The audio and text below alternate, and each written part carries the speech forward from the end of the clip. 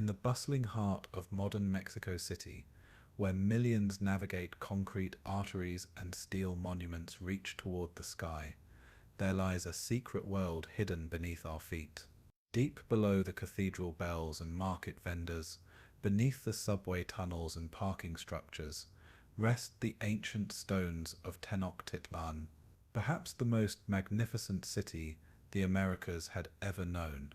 If you could somehow peel back the layers of time like pages in an ancient codex, you would discover a civilization that challenges every assumption about what was possible in the pre-Columbian world. This is the story of the Aztec Empire, but not the simple tale of warriors and sacrifice that has been told so many times before.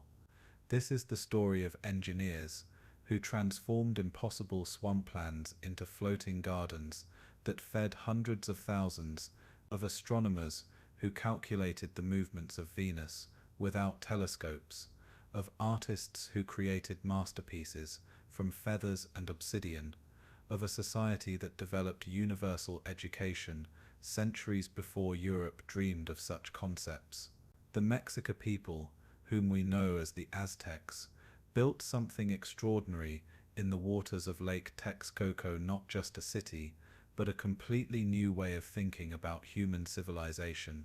Their achievement was so remarkable that when Spanish conquistadors first laid eyes upon Tenochtitlan in 1519, they thought they were seeing a dream, or perhaps a vision conjured by sorcery. Some compared it to the mythical cities described in the romance novels that were popular in Spain at the time.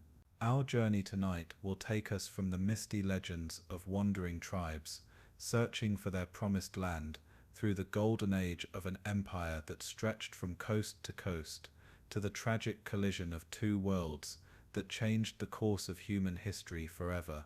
But perhaps most importantly, we'll discover how this ancient civilization lives on today, in ways you might never have imagined, in the foods we eat, the words we speak, and the very DNA of a nation that still remembers the eagle and the serpent. The roots of this remarkable civilization stretch back through millennia of human achievement in Mesoamerica. Long before the Mexica ever dreamed of building their great capital, this land had witnessed the rise and fall of numerous sophisticated societies, each leaving traces of knowledge and culture that would eventually flow into the great river of Aztec achievement. In the misty reaches of prehistory, more than 3,000 years before the Spanish arrival, the first ceremonial centers began to emerge from jungle clearings and highland valleys. These early peoples developed the fundamental innovations that would define Mesoamerican civilization, the cultivation of maize through an ingenious process called nixtamalization that unlocked the grain's nutritional potential, the creation of bark paper that could preserve knowledge across generations, and most importantly, a complex understanding of astronomy and mathematics that would eventually produce some of the most accurate calendars ever created. The great city of Teotihuacan had dominated central Mexico for 8 centuries, growing to become the 6th largest city in the world by 600 AD. At its peak, this magnificent metropolis housed approximately 125,000 people within carefully planned neighborhoods that radiated outward from the ceremonial center like spokes on a cosmic wheel. The Avenue of the Dead stretched for more than 5 kilometers through the heart of the city, flanked by temples and palaces whose painted walls depicted gods and goddesses that would later be incorporated into Aztec religion. Walking through Teotihuacan in its prime would have been like stepping into a carefully orchestrated dream. The massive Pyramid of the Sun rose 65 meters into the sky, its precisely calculated dimensions and orientation marking important astronomical events throughout the year. The smaller but equally impressive Pyramid of the Moon anchored the northern end of the Great Avenue, while the Temple of the Feathered Serpent displayed some of the most intricate stone carving ever achieved in the Americas. The murals of Teotihuacan revealed a sophisticated understanding of the natural world and humanity's place within it. Artists depicted everything from jaguars and eagles to complex theological concepts involving water, earth, and sky. The rain god Telo gazed out from temple walls with his distinctive goggled eyes and fanged mouth, his image already codified in ways that would influence religious art for centuries to come. These weren't just decorative paintings, they were theological statements, philosophical arguments rendered in mineral pigments and careful brushwork. But perhaps most significantly, Teotihuacan established patterns of urban planning and social organization that would deeply influence all subsequent Mesoamerican civilizations. The city was divided into distinct neighborhoods, each with its own temples, workshops, and residential areas. This wasn't the chaotic growth of an unplanned settlement, but the carefully considered development of urban planners who understood both the practical and symbolic requirements of a great city. When Teotihuacan finally collapsed around 650 AD, it left behind more than just impressive ruins. It bequeathed to its successors a template for civilization itself. The idea that human society could be organized on a vast scale, that cities could be works of art as well as centers of commerce and government, and that the spiritual and material worlds were inextricably linked.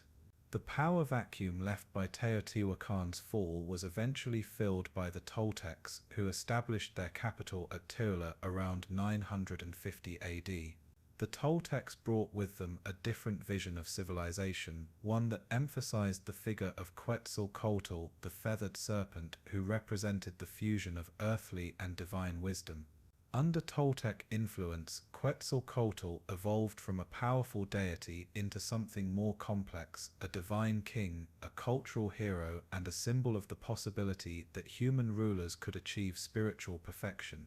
The legends surrounding Quetzalcoatl Quetzalcoatl, the priest king of Tula, would profoundly influence Aztec thinking about leadership and divinity. According to these stories, Quetzalcoatl was a ruler of exceptional wisdom and moral purity who taught his people agriculture, writing, and the calendar before departing across the Eastern Sea with a promise to return.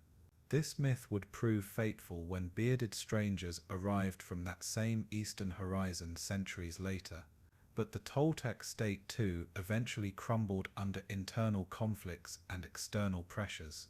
By 1200 AD, the Valley of Mexico had become a patchwork of competing city-states, each claiming legitimacy as the heir to past glories. Into this fractured world came wave after wave of northern migrants collectively known as the Chichimeca, the Dog People, as the settled inhabitants dismissively called them. Among the last of these migrant groups were the people who called themselves the Mexica, though history would know them by the name of their patron deity's shrine, Azteca Mexica, the people from Aztlan. Unlike the established city-states with their proud histories and established traditions, the Mexica were outsiders, barbarians who possessed little more than their weapons, their courage, and an unshakable faith in their destiny. The Mexica carried with them a sacred bundle containing the image of their patron god, Huitzilopochtli, whose name meant hummingbird of the south, or left-handed hummingbird. This deity was unlike the wise and benevolent Quetzalcoatl of Toltec tradition. Huitzilopochtli was a god of war, and the sun, born fully armed to battle his siblings who sought to destroy their mother. His victory over the forces of darkness was not a single mythological event, but a daily necessity. Each morning, the sun god had to fight his way across the sky, and each night he descended into the underworld to battle the forces of death and chaos. This cosmological drama had profound implications for Mexico religious practice and social organization. If the sun's daily journey was actually a cosmic battle, then human beings had a responsibility to help their god maintain the balance of the universe. The most precious offering they could provide was the substance that contained the essence of life itself, human blood, especially the hearts of brave warriors captured in battle. The Mexica migration, which lasted for generations, was guided by their priests' interpretation of signs and omens that would lead them to their promised land. They knew they would recognize this place by a specific sign: an eagle perched upon a cactus, grasping a serpent in its powerful beak. When they finally encountered this vision on a marshy island in Lake Texcoco in 1325 AD, they understood that their wandering days were over. The site seemed almost impossibly challenging for urban development. The island was small, swampy, and surrounded by the often turbulent waters of an alkaline lake. Most of the established city-states around the lake viewed this marginal land as worthless, which was precisely why the Mexica were allowed to settle there. But these newcomers brought with them knowledge and techniques acquired during their long migration, and they quickly began transforming their new homeland into something unprecedented. The key to their success lay in a revolutionary agricultural technique called chinampas, often misleadingly called floating gardens, though they were actually artificial islands anchored to the lake bottom. The Mexica had learned this technique during their travels, but they refined and perfected it in ways that would support a much larger population than anyone thought possible. Creating chinampas required sophisticated knowledge of hydraulic engineering and soil management. Workers would first mark out rectangular plots in the shallow areas of the lake, typically measuring between 2.5 and 10 meters wide and 100 to 850 meters long. They would then drive stakes into the lake bottom and weave them together with reeds and branches to create a framework. This framework was gradually filled with alternating layers of mud, decaying vegetation, and rich soil dredged from the lake bottom. The brilliant innovation of the chinampa system lay in its sustainability. The crops grown on these artificial islands were fed by a continuous supply of nutrients from the lake itself, while the roots of willows planted along the edges helped bind the soil together and prevent erosion.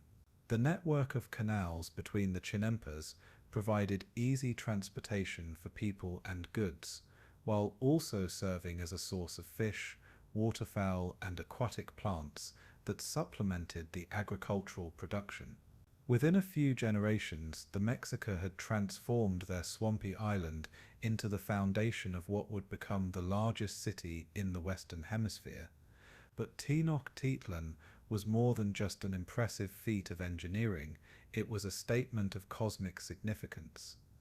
The Mexica believed their city stood at the exact center of the universe, the point where the earthly realm intersected with the heavens above and the underworld below.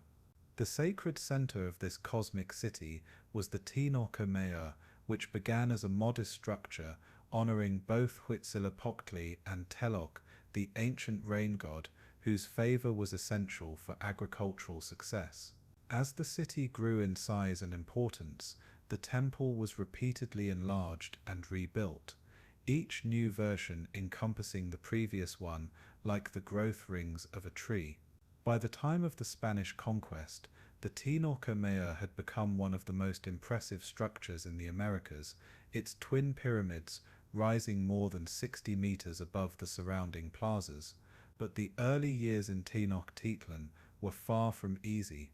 The Mexica were still viewed as barbarians by the established city-states around the lake, and they were forced to pay tribute to Azcapotzalco, the dominant power in the region.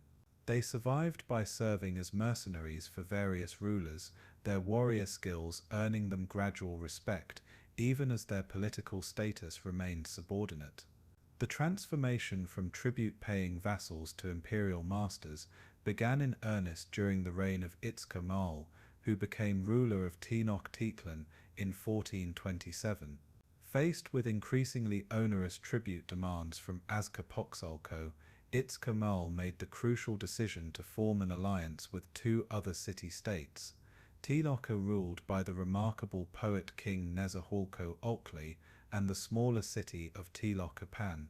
This triple alliance would become the foundation of what history knows as the Aztec Empire, Nezahualcóyotl of Tloco deserves particular attention as one of the most extraordinary figures in pre-Columbian American history. Known as the Poet King, he was a Renaissance figure centuries before the European Renaissance, combining military prowess with artistic sensibility, engineering genius, and deep philosophical reflection.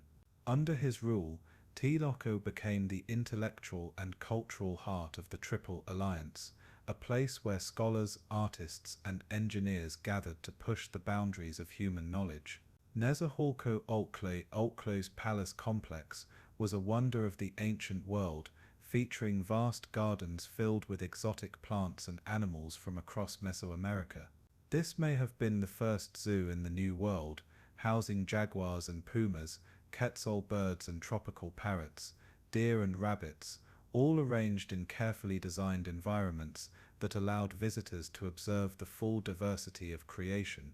The gardens themselves were masterpieces of landscape architecture, with terraced hillsides displaying rare plants, while aviaries filled with singing birds provided a natural symphony.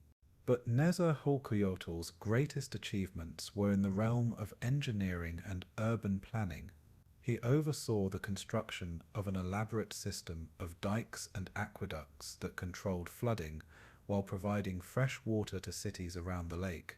The Great Dike that separated the salty waters of Lake Texcoco from the fresh water needed for drinking and agriculture was one of the most ambitious hydraulic projects ever undertaken in pre-Columbian America. This earthwork stretched for 16 kilometers across the lake, standing 8 meters above the water level and maintaining a precise 2-meter differential between the fresh and salt water zones. The engineering challenges involved in this project were staggering. The dike had to be built in sections, with each segment carefully designed to withstand both water pressure and the seismic activity common in the Valley of Mexico. The construction required the coordination of thousands of workers and the development of new techniques for underwater construction. Modern engineering analysis has confirmed that the dike worked exactly as designed, maintaining its differential water levels until it was deliberately destroyed by Spanish colonial administrators who didn't understand its function.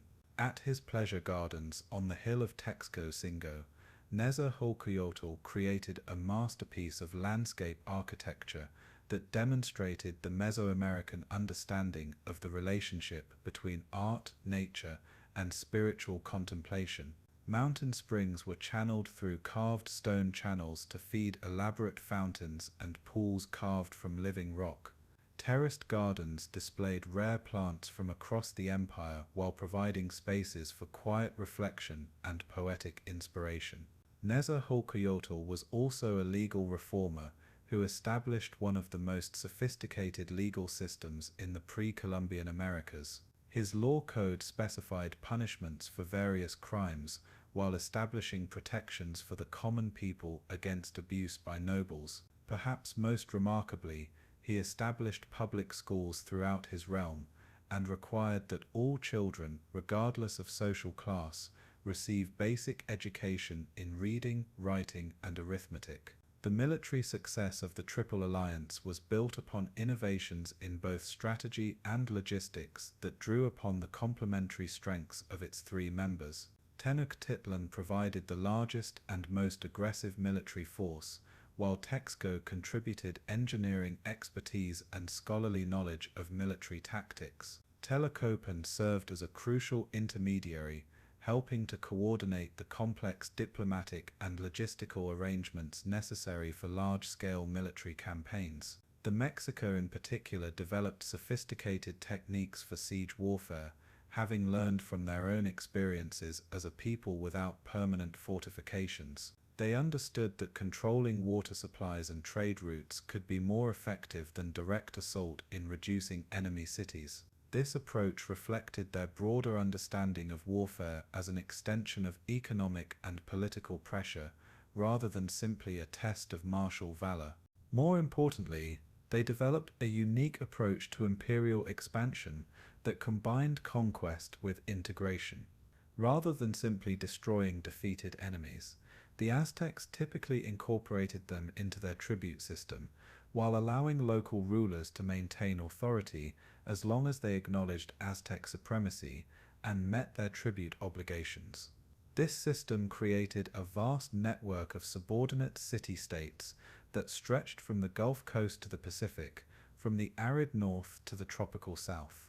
The tribute system that emerged from these conquests was remarkable for both its scale and its sophistication. The Codex Mendoza, compiled shortly after the Spanish conquest, documents the tribute obligations of 38 different provinces, revealing an economic system of unprecedented complexity. Some regions provided raw materials, cotton from the hot coastal lowlands, precious metals from mountain mines, tropical bird feathers for the elaborate costumes of nobles and priests. Others contributed manufactured goods, textiles woven to exacting standards, weapons crafted by master artisans, jewelry and ornaments that displayed the finest techniques of Mesoamerican craftsmen. The sheer volume of tribute flowing into Tenochtitlan was staggering. Each year, the empire received approximately 7,000 tons of maize, 4,000 tons of beans, 4,000 tons of beans, 4,000 tons of chia seed, and 15,000 tons of cotton. In addition to these basic commodities, the tribute rolls recorded exotic items like 960 bundles of quetzal feathers, 1,600 baskets of dried chili peppers, 8,000 bowls, and 25,000 pounds of copal incense. But the empire's appetite extended beyond material goods to human resources as well. Provinces were required to provide warriors for imperial armies, laborers for construction projects, and victims for the sacrificial rituals that sustained the gods. The scale of this human tribute is difficult to comprehend. Some estimates suggest that the major festivals in Tenochtitlan required thousands of sacrificial victims, though these numbers remain controversial among scholars. The military machine that enforced this tribute system was highly sophisticated, combining professional warrior societies with levies from subject cities. The Eagle and Jaguar warriors represented the elite of Aztec military forces, men who had proven themselves in battle and earned the right to wear the sacred costumes that identified them with the gods of war. Aztec warfare differed significantly from European concepts of battle in ways that would prove crucial during the conquest. The primary goal was not to kill enemies, but to capture them alive for sacrifice.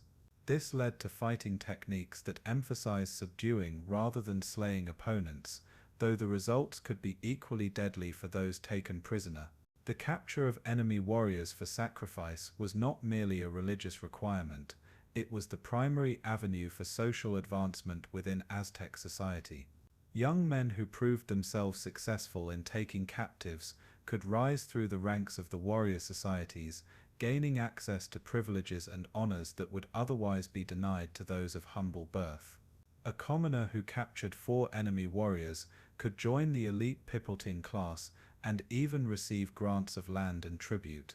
The weapons and tactics employed by Aztec warriors reflected this emphasis on capture rather than killing.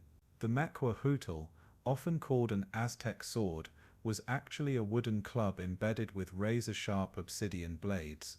This weapon could inflict devastating wounds.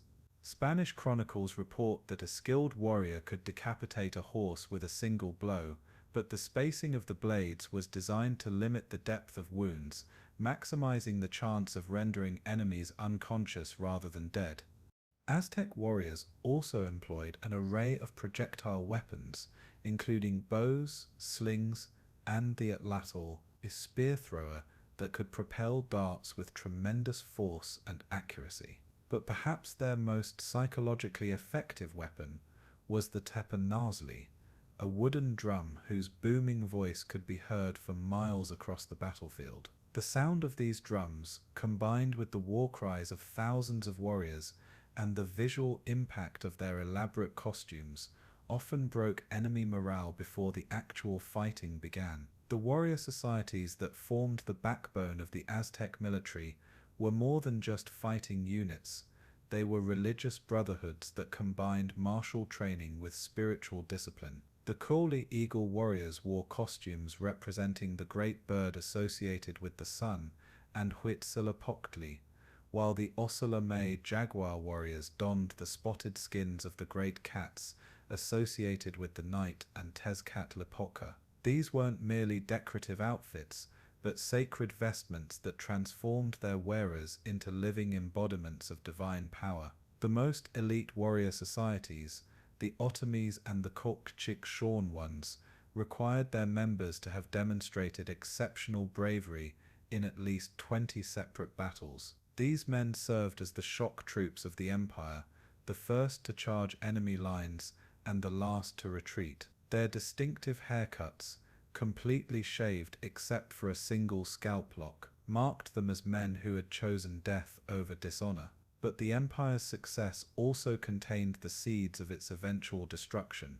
The constant demand for tribute created resentment among subject peoples, while the need for sacrificial victims required endless military campaigns that made enemies of potential allies. The Tlaxcalans, in particular, became implacable foes of Aztec expansion, maintaining their independence through constant warfare that drained imperial resources and provided the Spanish with crucial allies. The Aztec approach to religion also created internal tensions that would prove fatal when crisis arrived. While the state promoted the worship of Huitzilopochtli as the supreme deity, local gods and traditions remained strong among subject peoples. This religious diversity was a source of both strength and weakness, providing flexibility in governing diverse populations while limiting the unity that might have enabled more effective resistance to foreign conquest.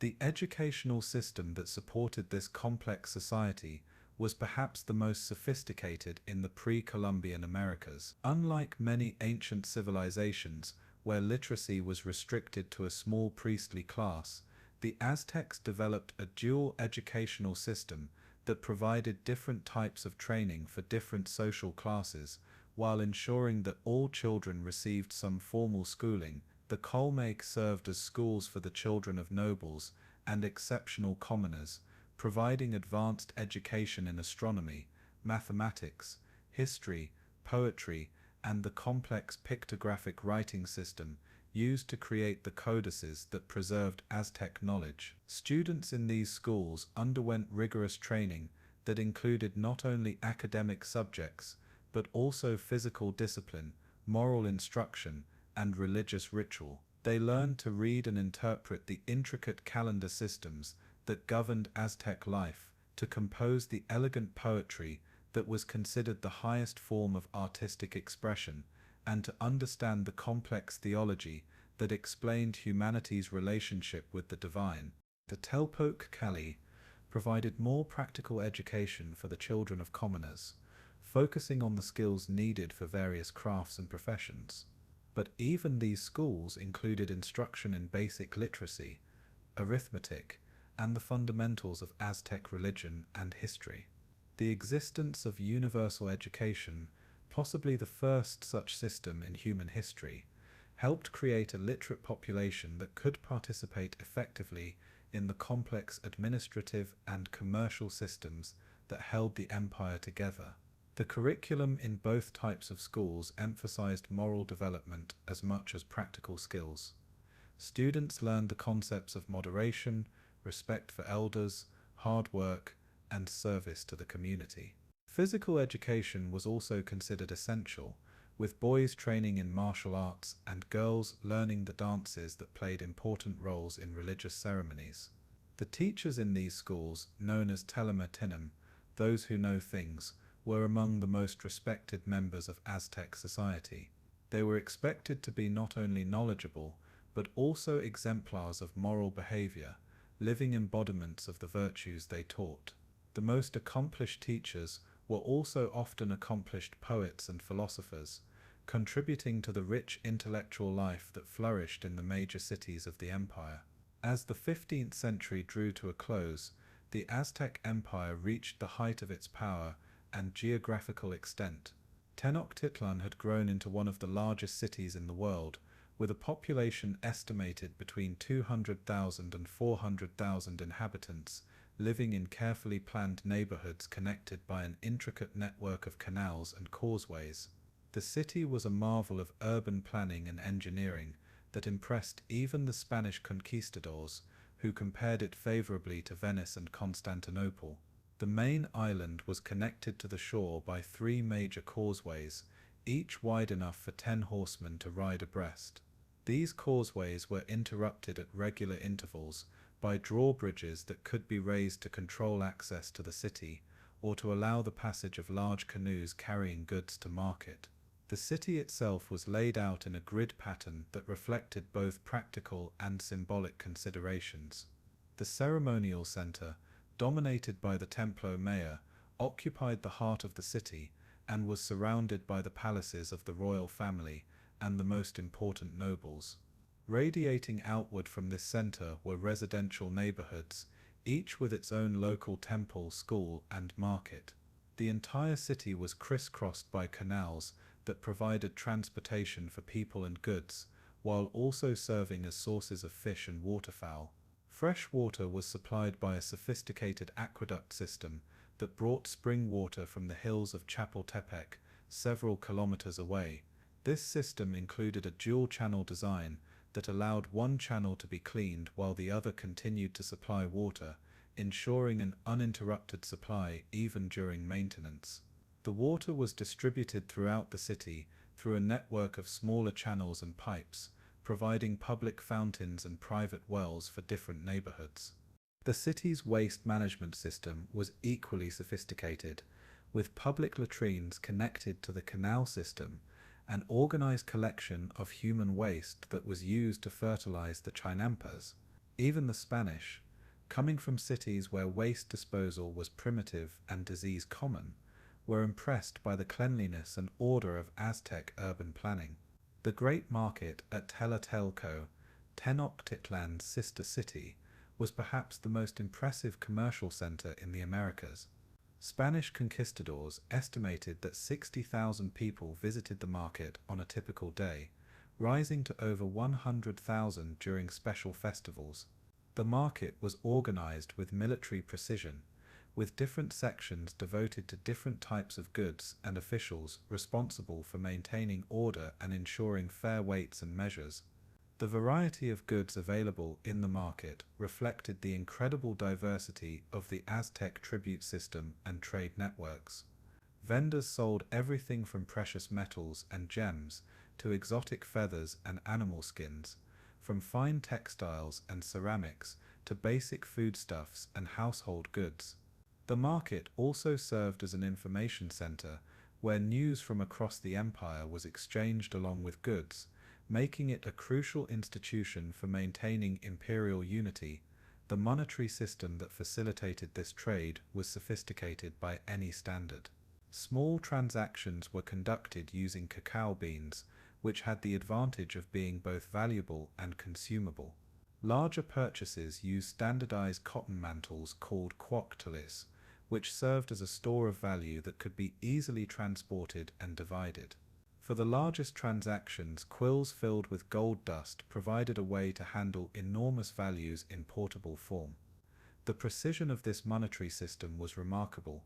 A turkey was worth 100 cacao beans, a tomato was worth 1 bean, and a large tomato was worth 3 beans. A canoe full of fresh water, an important commodity in a city surrounded by salt water, cost 1 cacao bean. These standardized values allowed for complex calculations and transactions throughout the empire, facilitating trade over vast distances. But beneath this outward prosperity, cracks were beginning to appear in the imperial structure. The costs of maintaining such a vast empire were enormous, requiring ever-increasing tribute from subject peoples who were growing restless under the burden. Military campaigns became more frequent and more desperate, as the empire sought to expand into regions where conquest was increasingly difficult and costly. The reign of Moctezuma II, who became emperor in 1502, marked both the apex of Aztec power and the beginning of its decline. Moctezuma was a thoughtful and educated ruler, trained in the priestly arts as well as military command. Unlike his predecessors, who had risen to power primarily through military achievement, Moctezuma came to the throne as much for his intellectual and spiritual qualifications as for his prowess in battle. Under Moctezuma's rule, the empire reached its greatest geographical extent, stretching from the Atlantic to the Pacific and from the deserts of the north to the jungles of Guatemala. The tribute flowing into Tenochtitlan reached unprecedented levels, supporting a court of unparalleled luxury and refinement. The emperor's palaces contained botanical and zoological gardens that housed specimens from every corner of the known world, libraries that preserved the wisdom of centuries, and workshops where the finest artisans created objects of incredible beauty and sophistication. Moctezuma also sought to centralize imperial administration and reduce the autonomy of provincial rulers, reforms that increased efficiency but also created resentment among the noble families who had previously enjoyed considerable independence. His emphasis on the divine nature of imperial authority led him to live in increasing isolation within his palace, surrounded by elaborate court rituals that stressed the unbridgeable gulf between the god-emperor and his mortal subjects. These changes coincided with growing reports of strange omens and portents throughout the empire. Comets appeared in the sky with unusual frequency, temples spontaneously burst into flames, and witnesses claimed to see monstrous beings walking the land. The Aztec calendar indicated that the current age of the world was approaching its end, and many interpreted these signs as confirmation that cosmic catastrophe was imminent. The priestly astronomers who advised Moctezuma had calculated that the year 1519 would mark the completion of a major calendrical cycle, specifically the year Quetzalcoatl I read, that was associated with the birth and return of Quetzalcoatl. According to the ancient prophecies, this would be the year when the feathered serpent would return from his exile across the eastern sea to reclaim his kingdom and establish a new age of peace and prosperity. Into this atmosphere of religious expectation and cosmic anxiety came news that would transform everything. Strangers had appeared on the eastern coast, men with pale skin and beards, who traveled in houses that floated on water and commanded mysterious powers that seemed to defy the natural order. The first Spanish expedition to reach Mexico arrived in 1517, followed by increasingly ambitious ventures that brought back tales of gold and vast cities in the interior. When Hernán Cortés landed on the Mexican coast in 1519, precisely in the prophesied year of Quetzalcoatl, he found a world ripe for conquest, but also one that would challenge every assumption he held about warfare, politics, and human nature. Cortés was not an ignorant adventurer, but an educated man trained in law at the University of Salamanca, a man who possessed the intellectual sophistication to understand and exploit the complex political situation he encountered. The Spanish were initially few in number, fewer than 600 men in Cortés's original expedition, but they brought with them advantages that would prove decisive. Their steel weapons and armor were superior to anything in Mesoamerica, while their horses and firearms created terror among peoples who had never encountered such things. But perhaps most importantly, their arrival coincided with a crisis of legitimacy within the Aztec Empire that made resistance difficult to organize. The physical descriptions of the Spanish, pale-skinned, bearded men from across the eastern sea matched traditional depictions of Quetzalcoatl so closely that many Aztecs initially believed the prophecies were being fulfilled. The timing of their arrival in the year Quetzalcoatl created a crisis of interpretation that paralyzed imperial decision-making at the crucial moment when decisive action might have saved the empire. Cortés proved to be a master diplomat who quickly grasped the resentments and divisions within the Aztec Empire. Rather than attempting to conquer Mexico with his small force, He systematically recruited allies from among the empire's enemies and discontented subjects. His most crucial alliance was with the Tlaxcalans, who had resisted Aztec expansion for decades and were eager for revenge against their longtime enemies. The Tlaxcalans were particularly valuable allies because they understood Aztec military tactics and could provide not only warriors but also crucial intelligence about Aztec strengths and weaknesses. They knew which cities were most loyal to the empire and which might be persuaded to change sides, which routes through the mountains were most defensible, and which supplies would be needed for a sustained campaign. Meanwhile, Moctezuma faced an impossible dilemma. The reports reaching Tenochtitlan described the strangers in terms that seemed to fulfill ancient prophecies about the return of Quetzalcoatl, but their actions, particularly their obvious hunger for gold and their destruction of religious images, suggested something more sinister. The emperor found himself caught between his religious beliefs, his political responsibilities, and his personal judgment. When Cortés and his allies finally reached Tenochtitlan in November 1519, Moctezuma made the fateful decision to welcome them as guests rather than treat them as invaders. This act of hospitality, dictated by religious belief and diplomatic protocol, gave the Spanish a foothold in the heart of the empire that they would never relinquish. The Spanish were genuinely amazed by what they found in Tenochtitlan. The city was larger and more sophisticated than any they had seen in Europe, its temples and palaces rivaling the greatest architectural achievements of the Old World. The wealth on display, profuse gold and silver ornaments, precious stones, elaborate textiles, featherwork of incredible delicacy, exceeded their wildest dreams of American riches. But cultural misunderstandings quickly led to conflict. The Spanish were horrified by the evidence of human sacrifice they encountered throughout the city. The skull racks displaying thousands of human heads, the blood-stained altars, the priests with their matted hair and ritual scars. The Aztecs, in turn, were shocked by Spanish destruction of religious images, their obvious contempt for Aztec customs, and their insatiable desire for gold. The situation deteriorated rapidly when Cortés took Moctezuma prisoner, hoping to control the empire through its captive ruler. This strategy might have worked if not for the arrival of a larger Spanish force sent to arrest Cortés for exceeding his authority.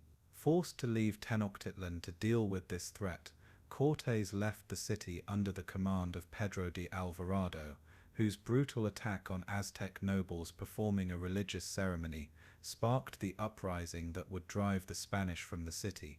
The night of June 30th, 1520, known to the Spanish as La Noche Triste.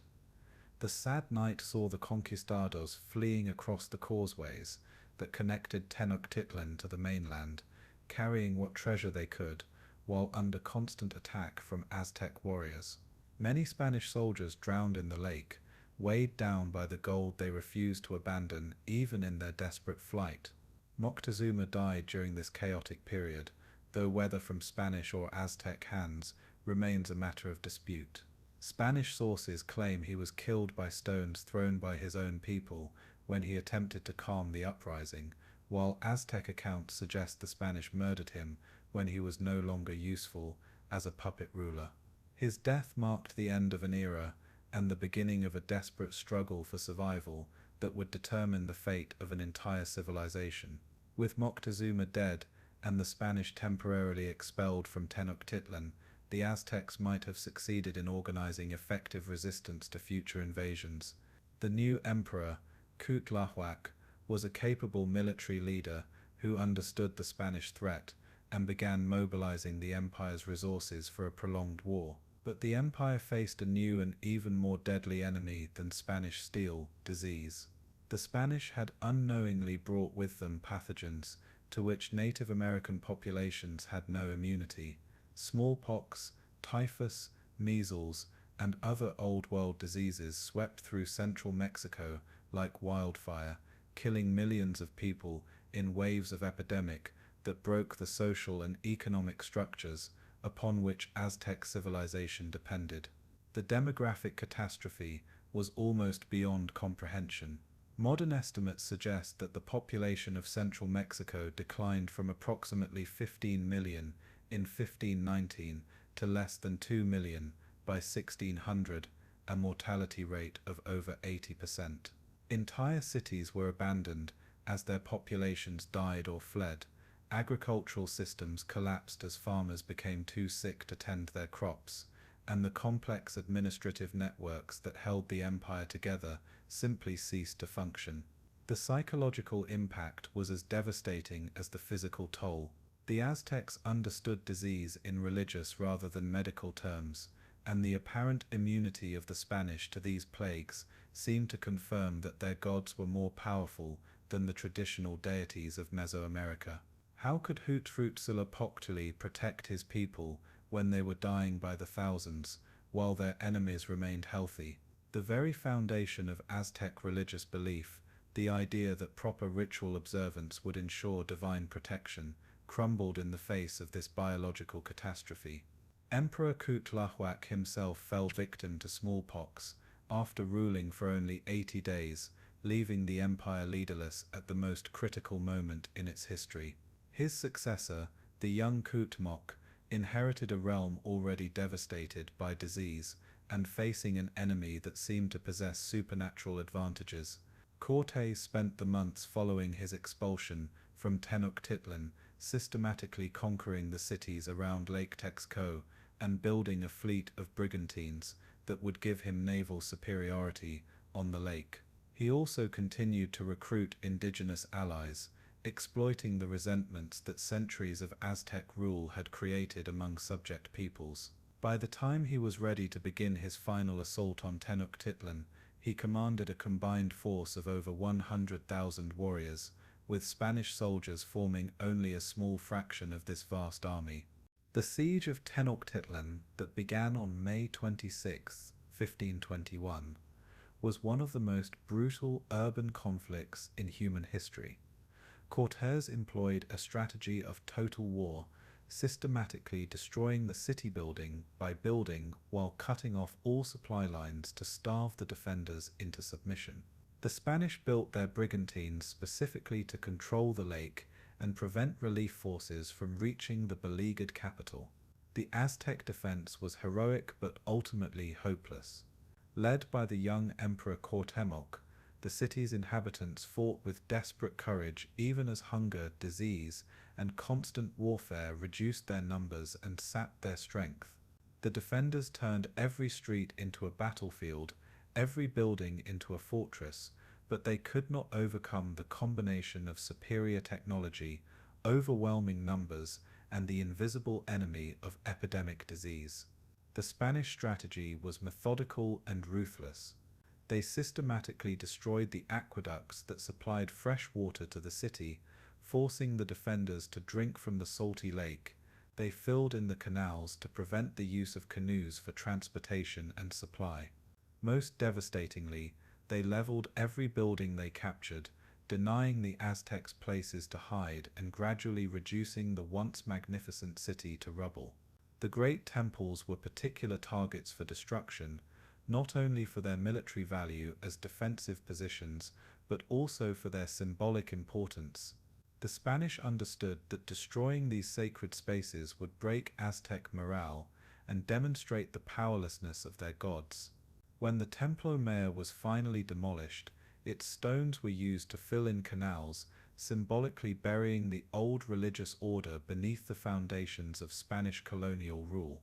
The final assault came on August 13, 1521, when Cuauhtémoc was captured while attempting to flee the city in a canoe. With their emperor taken and their defenses finally overwhelmed, Aztec resistance collapsed. The once magnificent capital lay in ruins, its population dead or scattered, its treasures looted or destroyed. The conquest was complete, but the cost had been enormous for victors and vanquished alike. The fall of Tenochtitlan marked more than just the end of a political entity, it represented the destruction of an entire worldview. The Aztecs had seen themselves as partners with the gods in maintaining cosmic order, their sacrifices and rituals essential to the continued functioning of the universe. The Spanish victory seemed to prove that these beliefs were false, leaving survivors to question everything they had once held sacred. Yet something remarkable happened in the aftermath of conquest. Rather than simply disappearing, many aspects of Aztec culture adapted and survived under Spanish rule, creating new hybrid forms that blended indigenous and European elements. This process of cultural synthesis would prove to be one of the most creative periods in Mexican history, producing art, architecture, literature, and religious practices that were genuinely new while remaining rooted in ancient traditions. The most dramatic example of this synthesis was the appearance of the Virgin of Guadalupe to an indigenous man named Juan Diego in 1531, just 10 years after the conquest. The Virgin appeared on Tepeyac Hill, site of a shrine to the Aztec goddess Tonantzin, and spoke to Juan Diego in Nahuatl, his native language. The image that miraculously appeared on his cloak combined Christian iconography with indigenous artistic traditions, creating a powerful symbol of Mexican identity that transcended ethnic and religious boundaries. The cult of Guadalupe became the focal point for a distinctly Mexican form of Catholicism that incorporated many elements of pre-Columbian religion. Indigenous concepts of sacred space, cyclical time, and the relationship between the human and divine worlds were reinterpreted within a Christian framework, creating religious practices that were recognizably Catholic yet uniquely Mexican. This process of cultural adaptation extended far beyond religion into every aspect of daily life. Spanish colonists quickly discovered that many indigenous technologies and practices were superior to their own, particularly in agriculture, medicine, and urban planning. The Chinampa system continued to feed much of central Mexico throughout the colonial period, while indigenous knowledge of herbal medicine was eagerly sought by Spanish physicians. The Nahuatl language, rather than disappearing under Spanish rule, became an important tool of colonial administration and evangelization. Spanish missionaries learned Nahuatl in order to communicate with indigenous populations, and many important Christian texts were translated into the language. This linguistic policy helped preserve not only the language itself, but also many aspects of Aztec literature,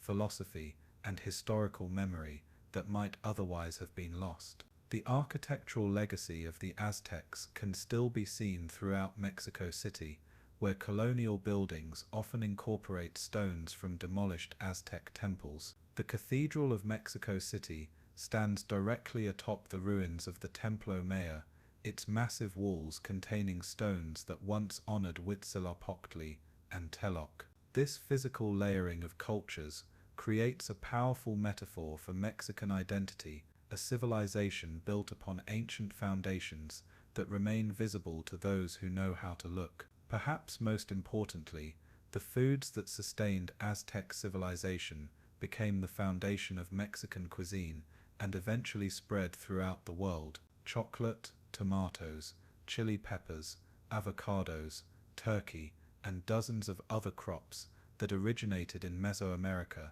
found new homes in European gardens and kitchens, forever changing global patterns of nutrition and agriculture. The preparation and consumption of these foods remained deeply rooted in indigenous traditions. The process of nixtamalization that makes corn nutritious continued to be practiced by indigenous women who taught it to Spanish colonists. The complex sauces known as moles, which combine dozens of ingredients including chocolate and various chili peppers, preserve ancient cooking techniques while adapting to new ingredients brought by the Spanish. Even the markets of modern Mexico City retain many characteristics of their pre-Columbian predecessors. The Tianguis market of Telolco continues to operate in the same location where it has served the local population for over 700 years, though the goods sold there now come from around the world. The the basic social and economic functions of the market, providing a place for small-scale commerce, information exchange, and community gathering, remain unchanged despite centuries of political transformation. The rediscovery of Aztec civilization through archaeology has provided another layer to this cultural continuity. When Mexican archaeologist Eduardo Matos Moctezuma began excavations at the Templo Mayor in 1978, he uncovered not just ancient artifacts, but a renewed sense of pride in indigenous heritage that had been suppressed for centuries. The discoveries at the Templo Mayor were genuinely revolutionary for our understanding of Aztec civilization. More than 6,000 objects were recovered from the various offering chambers within the temple, providing unprecedented insight into Aztec religious practices, trade networks, and artistic achievements. These offerings included objects from every corner of Mesoamerica and beyond: Pacific Coast shells, Gulf Coast amber, Maya jade, obsidian from central Mexico, and even items that may have come from as far away as Ecuador. The variety and richness of these offerings revealed that the Aztecs were not the isolated, primitive society that colonial propaganda had portrayed, but rather the center of vast networks of trade, diplomacy, and cultural exchange that connected most of North and Central America. The presence of materials from such distant locations demonstrated the sophistication of pre-Columbian commerce and the high status that Tenochtitlan held within this continental system. Recent discoveries have continued to revolutionize our understanding of Aztec civilization. In 2006, archaeologists discovered a massive stone monolith depicting Tlaloc, the Aztec earth goddess, which may mark the burial place of one of the Aztec emperors. Ground-penetrating radar has revealed additional chambers beneath the temple that have not yet been excavated, promising future discoveries that may further transform our understanding of this remarkable civilization. The discovery in 2017 of the Huitzompantli, a tower of skulls containing more than 650 human heads, provided new insights into Aztec practices of human sacrifice, while challenging many assumptions about who was sacrificed and why. The presence of women and children's skulls among the offerings suggested that sacrifice was a more complex phenomenon than previously understood, involving the entire community rather than just captured warriors.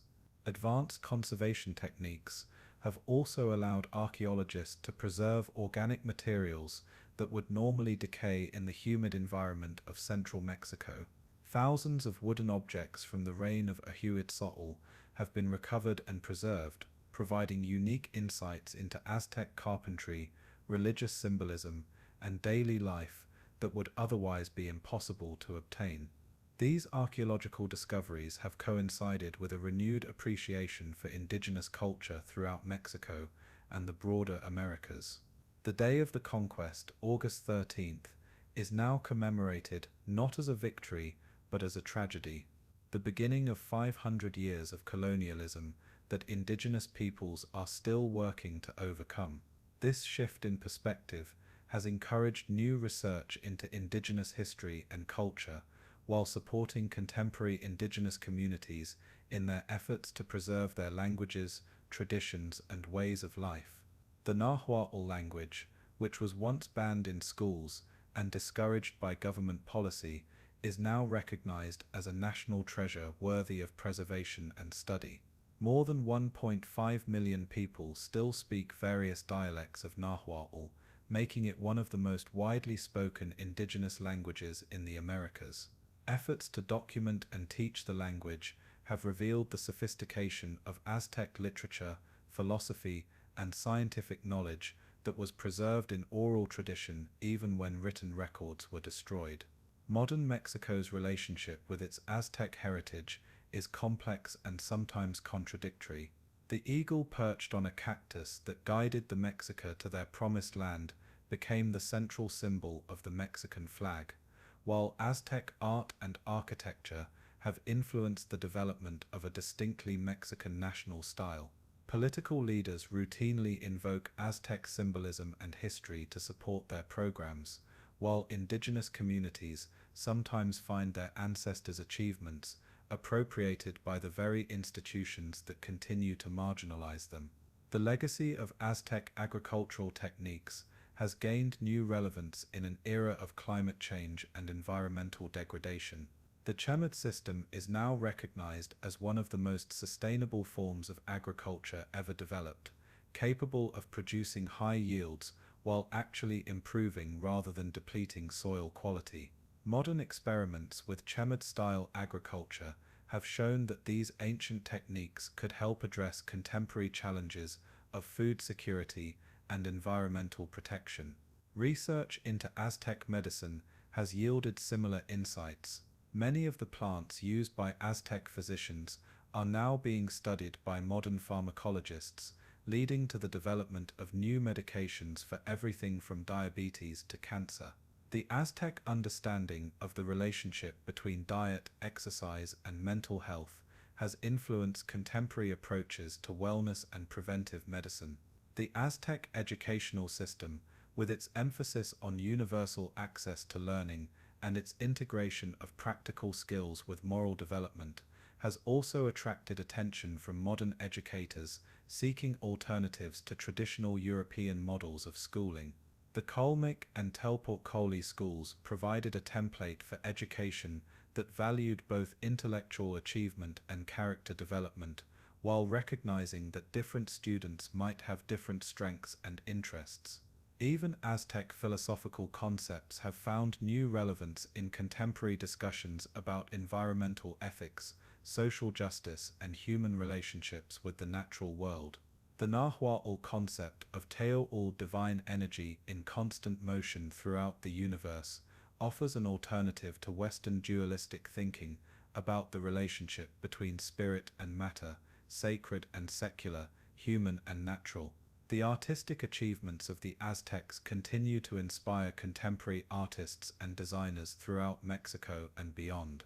The tradition of featherwork, nearly lost during the colonial period, has been revived by indigenous artisans who combine ancient techniques with contemporary designs. The bold geometric patterns and symbolic imagery of Aztec art have influenced everything from architecture and graphic design to fashion and fine arts. The calendar systems developed by the Aztecs and their predecessors are still used by some indigenous communities to organize religious festivals and agricultural activities.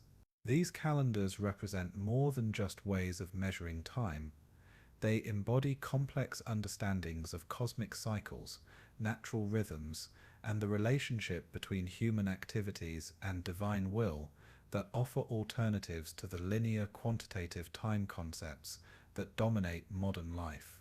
The story of the Aztec Empire ultimately transcends the conventional narrative of rise and fall to become something more complex and enduring. It is the story of human beings who created something extraordinary under challenging circumstances, who developed solutions to fundamental problems of urban planning, agriculture, education, and governance that remain relevant today. It is also the story of cultural resilience and adaptation, of a civilization that survived conquest and colonization by transforming itself while preserving its essential character.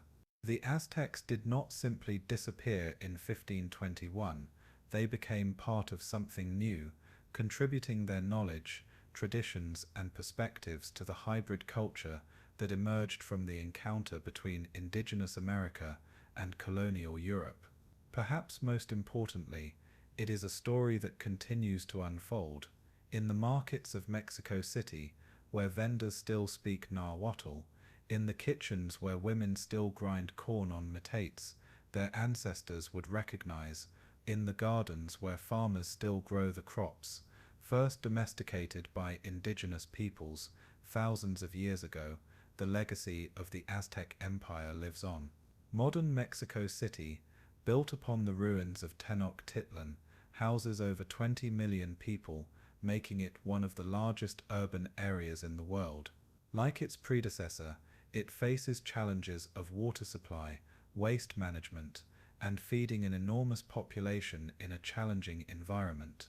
The solutions developed by contemporary urban planners often echo principles first established by Aztec engineers: the importance of green spaces within the urban environment, the need for sustainable water management, and the value of local food production. The Chinampas of Xochimilco, now a UNESCO World Heritage Site, continue to function much as they did 500 years ago, though they now serve primarily to supply flowers and vegetables to urban markets rather than staple crops. These floating gardens have become a symbol of sustainable agriculture and a popular destination for tourists who want to experience something of what the Spanish conquistadors saw when they first arrived in the Valley of Mexico. Recent efforts to revive Chinampas agriculture on a larger scale have shown promising results, with modern farmers using traditional techniques enhanced by contemporary knowledge of soil chemistry and water management. These projects demonstrate that ancient wisdom can be combined with modern science to create agricultural systems that are both productive and environmentally sustainable. The medical traditions of the Aztecs have also experienced a renaissance, as researchers work to document and preserve indigenous knowledge of herbal medicine before it is lost forever. The Mexican government now recognizes traditional healers as legitimate medical practitioners, and efforts are underway to integrate indigenous and Western medical practices in rural communities where both traditions coexist. The rediscovery and preservation of Aztec literature has revealed a tradition of philosophical and poetic writing that ranks among the great achievements of world literature. The concept of flower and song in Axrachitla in Coconut represented the Aztec ideal of artistic truth. The idea that beauty and wisdom were inseparable, and that the highest forms of knowledge could only be expressed through metaphor and symbol. This literary tradition lives on in contemporary Mexican poetry and literature, where writers continue to explore themes of identity, memory, and cultural continuity that echo the concerns of their pre-Columbian predecessors. The Nobel Prize-winning poet Octavio Paz drew heavily on Aztec mythology and philosophy in his work, while contemporary writers like Elena Poniatowska have used indigenous narrative techniques to tell stories about modern Mexican life. The Day of the Dead celebrations that are now famous throughout the world represent another example of how Aztec traditions have adapted and survived. These festivals, which combine indigenous concepts of death and remembrance with Catholic ritual, demonstrate the creative synthesis that has characterized Mexican culture for 5 centuries. The elaborate altars, decorated skulls, and offerings of food and flowers that characterize these celebrations would be recognizable to Aztec priests who once honored their own dead with similar rituals. Even Mexican popular culture retains traces of its Aztec heritage. The masked wrestlers known as luchadores often adopt the names and personas of pre-Columbian gods and heroes, while their elaborate costumes and ritualized combat echo ancient traditions of warrior societies. The vibrant murals that decorate public buildings throughout Mexico frequently depict scenes from Aztec history and mythology, keeping these stories alive in the popular imagination. The environmental movement in Mexico has also drawn inspiration from Aztec concepts of the relationship between human beings and the natural world. Indigenous ideas about the sacredness of water, the interconnectedness of all living things, and the responsibility of humans to maintain cosmic balance have found new relevance in discussions about climate change, biodiversity loss, and sustainable development. As we reach the end of our journey through the rise and fall of the Aztec Empire, we find that the story does not really end, but rather transforms into something new and ongoing.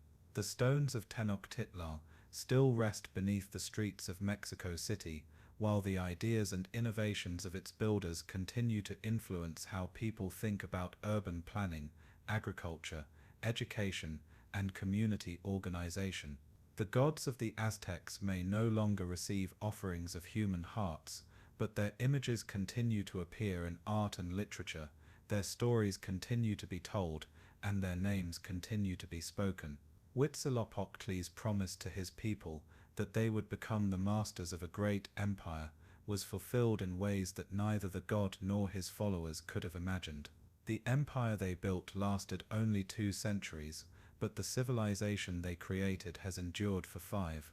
In adapting to conquest and colonization, in preserving essential knowledge while embracing necessary change, in maintaining their identity while contributing to something larger, the heirs of the Aztecs achieved a different kind of mastery, not the domination of others, but the mastery of time itself. Today, as archaeologists continue to uncover new aspects of this remarkable civilization, as scholars work to decode the philosophical and literary treasures preserved in Nahuatl, as farmers experiment with ancient agricultural techniques, and as artists draw inspiration from pre-Columbian traditions, the Aztec Empire achieves a form of immortality that its emperors never dreamed of. The eagle still perches on the cactus in the center of the Mexican flag, still grasps the serpent in its powerful beak, still symbolizes the enduring promise that a people determined to preserve their heritage, while adapting to new circumstances,